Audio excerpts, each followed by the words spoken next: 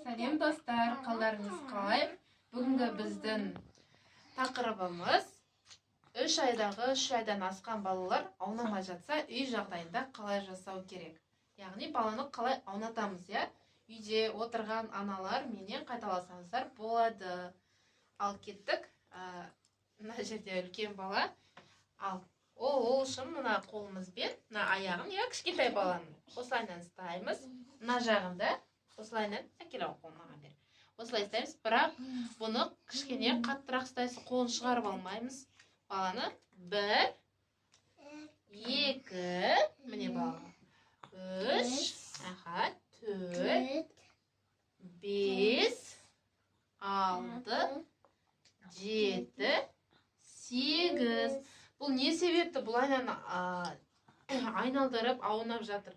Себебі баланың екі жаққа аунауы, яғни кезекпен кезек аунауға үйренеді. Екіншіден, балада кіребешие болмауы, бір жаққа қарап қалмайды ғой бала. Соған да пайдалы. Себебі басы мына жаққа, мына жаққа қарайды. Соған бұл пайдалы болып келеді.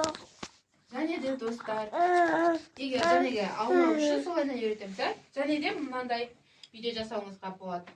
Балаңыз егер аунамай жатса, мына қолын мына жаққа қоямыз, кішкентай баланың, мына аяғын осылайынан былай істеп, мына ақырындап аунатамыз. Үлкен бала ғой, негізі кішкентай балаға мына қолын байқайсыздар ғой, осылайынан ақырындап аунайсыз. Сол кезде бала өзі алдыға қарай аунайтын болады, осылайынан өзі аунайтын болады. Одан кейін балалар және каждый жаттығуды 3-3-тен айналдырамыз. Одан кейін көбінесе 3 айлық балаларды жәнегідей аунаймыз. Одан кейін жәнегі балалар кеудесін көтере алмай жатса, мына қолмен осылайынан қоямыз.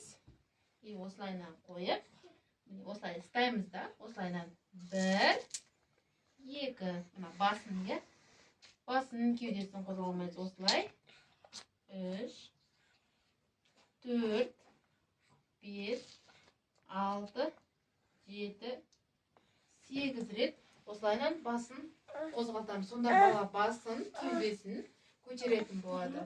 Сіздерге қызықты болса, менің каналыма тіркеліп, лайк басып, қолдап кетіңіздер. Сау болыңыздар.